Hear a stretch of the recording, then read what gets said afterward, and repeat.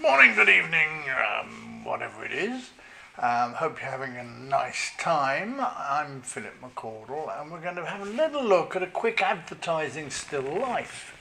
Now, it's a bit made up and it's a bit quick the way I go through it for the reason that the product was going off, etc. But I think you'll get the general gist of what happens with a still life for advertising. The restraints we have, maybe even the lack of creativity we're allowed. Let's have a look. Hi everybody, Philip McCordle again. We've just done a film on professional style portraits, so I thought we'd do one on professional still life. Now, still life, of course, is used a lot in the publicity world. I was a publicity photographer, an advertising photographer almost all my life. I want to show you an advertisement, and we're going to be using this, which of course is bread. And I thought we'd create an advertisement around that subject. Now, I'll do what I can, but I'll show you the techniques we used to use to get those lovely, deep, moody pictures that English photographers were so well known for. Now, English still life photographers had a big advantage, and I can tell you why they were well respected within Europe.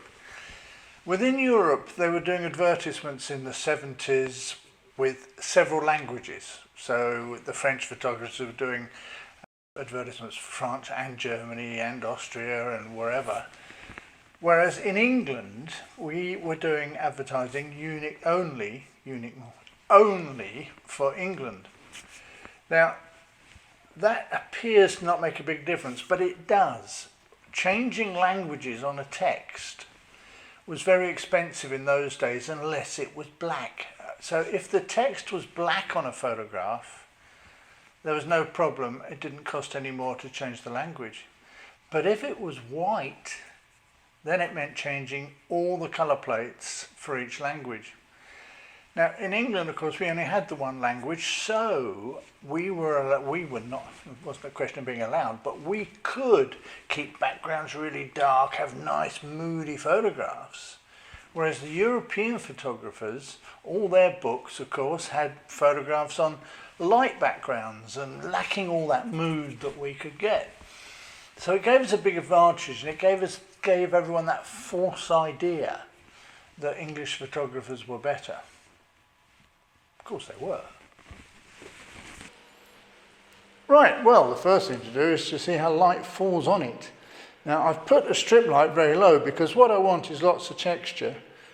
So I'm going to start with a light there, unless I find that a backlight is going to be better. So I'll switch on a backlight. Maybe that's the way to go.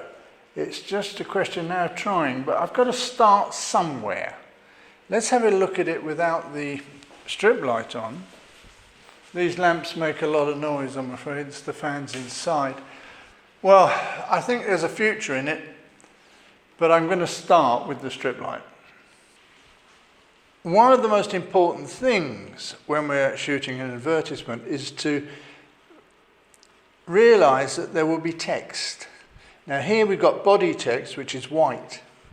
So we have to keep the background in a way where we can read that text. If it was black, of course, we wouldn't read this part of the image. So the whole thing has to be created and composed around the text.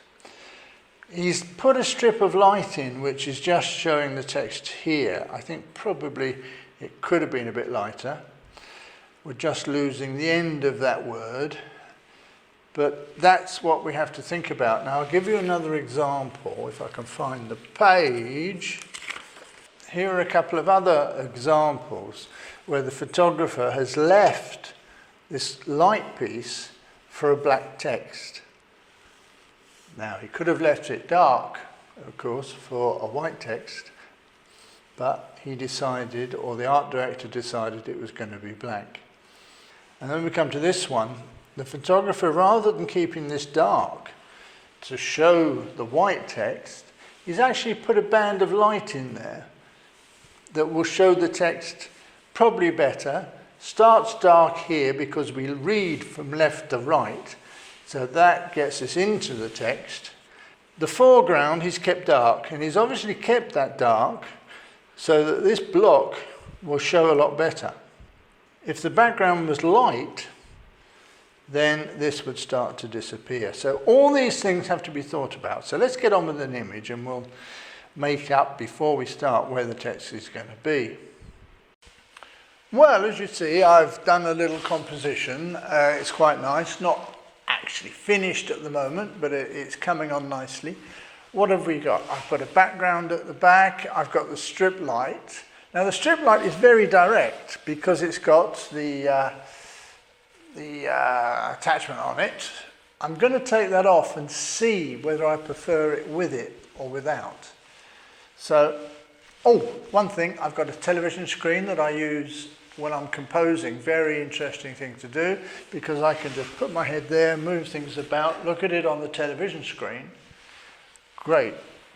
So let's get on. I'll take the nid abe off and we'll see. I'm taking off the honeycomb grill just so I can see. I'll just take it off to there. And then I can decide whether I want the light like that or not. Just switch on my television so I can see. Right, well, this is it on my television screen.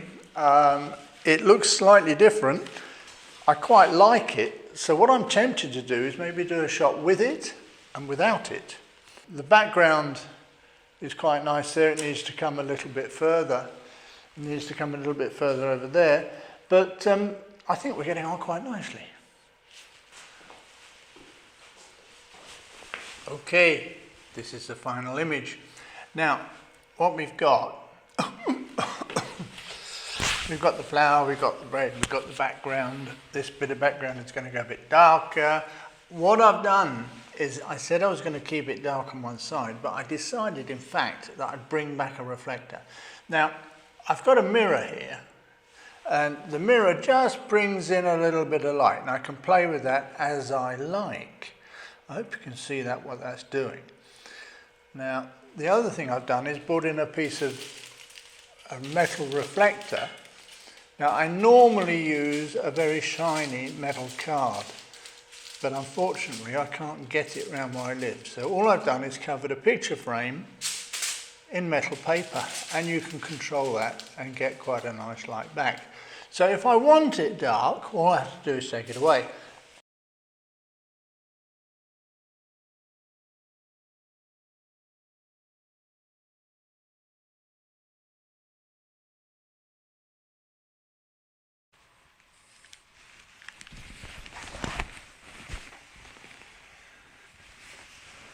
Now the thing to notice here is one light. Now, I would normally use one light. If I wanted to, I could light the background with the second one, but I use mirrors and reflectors. Now, you'll have seen that mirrors are very easy to direct and you can get very small lights. I see no reason of putting a light in to do the same thing. It's much more controllable with mirrors.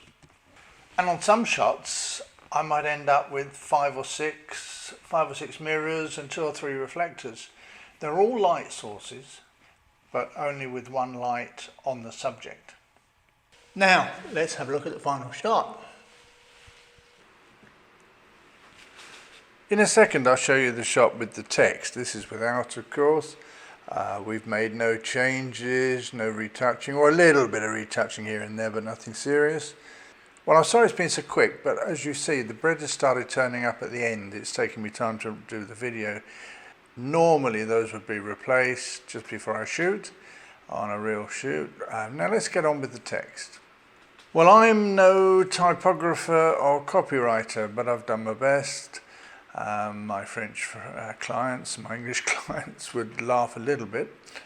But anyway, this is roughly what it's all about, leaving the light in a state where the text can be put and seen in a colour that is suitable for the photograph. Well, I hope you've enjoyed that. If you could share and like, it helps me a lot. Well, I hope that gave you an insight into what I've been doing over the last X number of years. It was a great business to be in, great fun. I managed to do fashion, everything. I managed to do everything in my career. Anyway, that's what it was all about. See you soon.